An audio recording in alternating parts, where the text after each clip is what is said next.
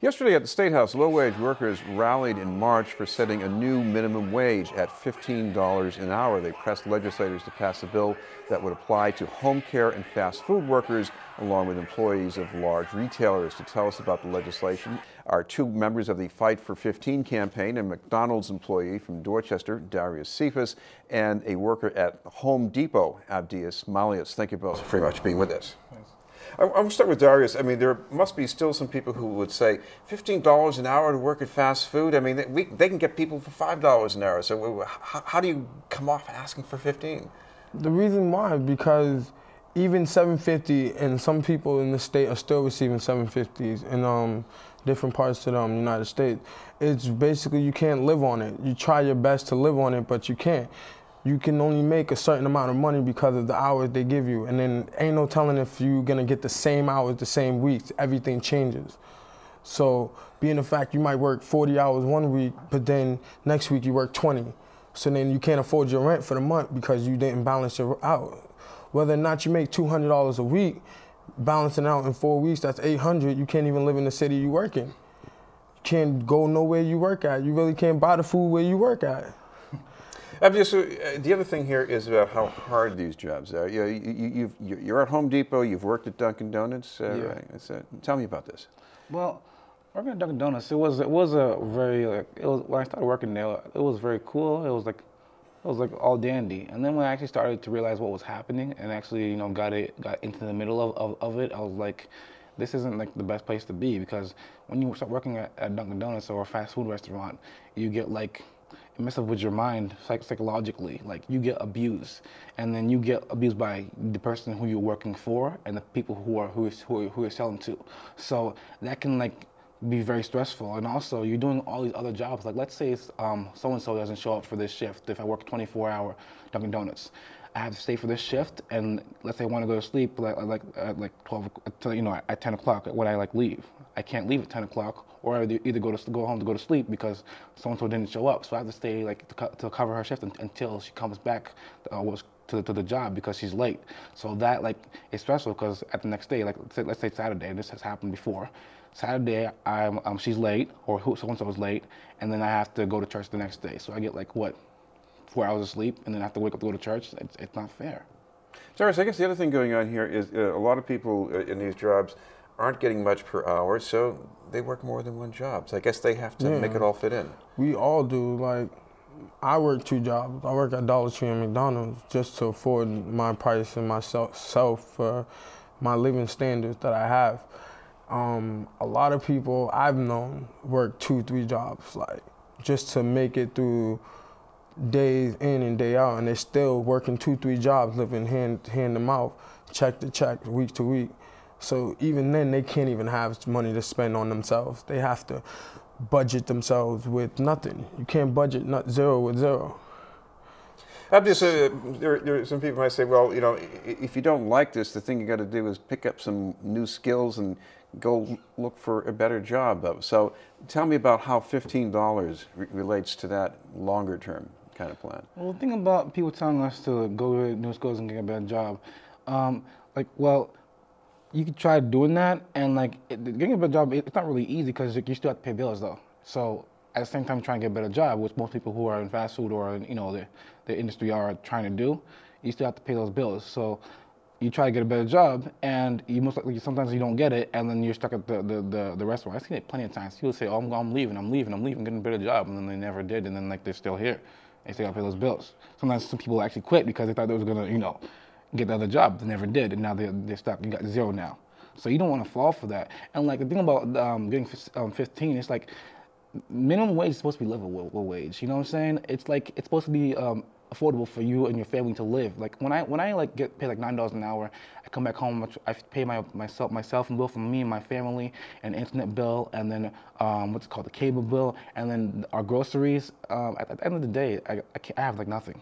Darius, it's interesting because over the years, just about everybody's pay has gone up at least a little. But if you look at the people who are in the low-wage part of this, not much. Because a lot of people are still stuck. Some people are scared. Some people are nervous. But we trying to let people understand that everyone struggles. everyone's in the same boat. We're all the same people, and we need a livable wage for us to maintain, because not only would it make our economy better, not only would it make our schools and our systems better, but it'll make us as better people, us as a better community. You take your money and you go to a small grocery store around your corner.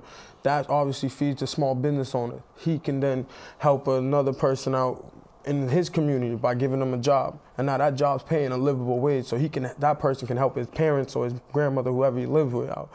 So by sewing into your own community, it makes it so much better, so much stronger, and we become so much united as a people.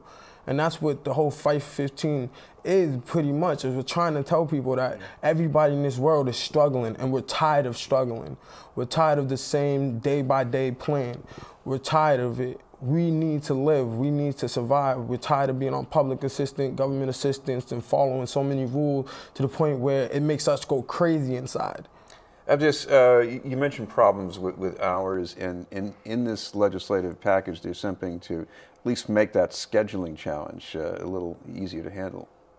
In other words, that there are going to be some requirements for employers that they have to go by if they're going to be fooling around with schedules, I guess. Exactly. Yeah, some of the employers are going to have to actually compensate the workers for the hours that they missed, and I actually like that, because sometimes like when I was working at Dunkin Donuts, sometimes they would like take hours away from me, and then I wouldn't be able to, like, even when I had like all my hours, they give me like the maximum 35 hours, and I need 40 hours to cover all my bills. So I'd never be able to pay it completely. So sometimes we wouldn't have groceries. Sometimes we would have less than we would, than we'd need. Sometimes my mom would have to try to, help me, because I try to help my mom get groceries, and like when I don't have enough, like we don't get enough groceries.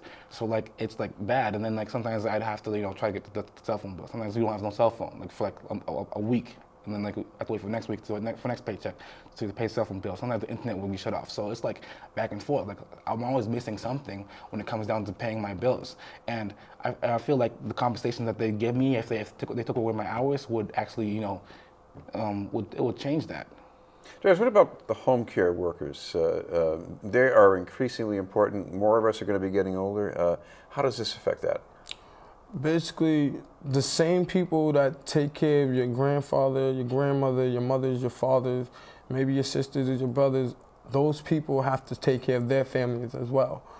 So being the fact that they devote their whole time to take care of another family, they still have a family at home they have to provide for.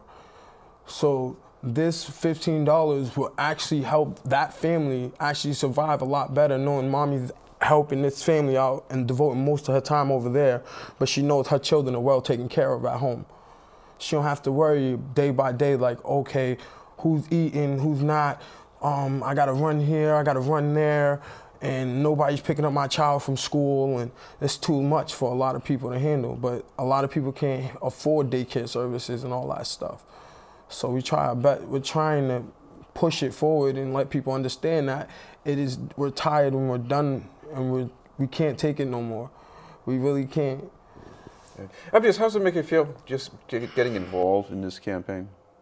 Well, I started to get involved in the campaign earlier this year in June, and I've continued to be part of the campaign. And actually, it's very galvanizing because you get to see people of different all different creeds, nationalities, and like they come and they tell you their story, and like you feel like you've been there before, because it's basically the same story that's being told over and over again. There's different faces, and also kind of like a different like version of the story, and it feels good to actually see that you're not the only one who's going through this.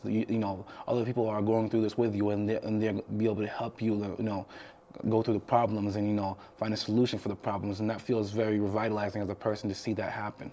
Darius, you mentioned there are some things that people can look for in social media to get in touch with this campaign. Yeah, hashtag fighting low wage, hashtag fight for 15.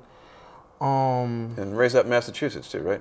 Yeah, we're Massachusetts deep, so it's like a bunch of people from Massachusetts, but it's all over the world. You can check in from anywhere, but mainly if you're from Boston, you're from Massachusetts, I want everybody to try their best. If they know somebody in fast food, or if they know somebody that's struggling and know somebody that needs help, even support of a family or support of a community. Let us know, get involved with this, because it's our future, because the simple fact is that if we hit 15, we can provide a better community, because the lower class will become the middle class. Also, and that will go on for so long. That's the way it's supposed to be. Yeah. Thank you both very much for being with us, Darius, Cephas, and Abdias, Maleus. Still to come, the advantages of lifelong learning, but first, this message.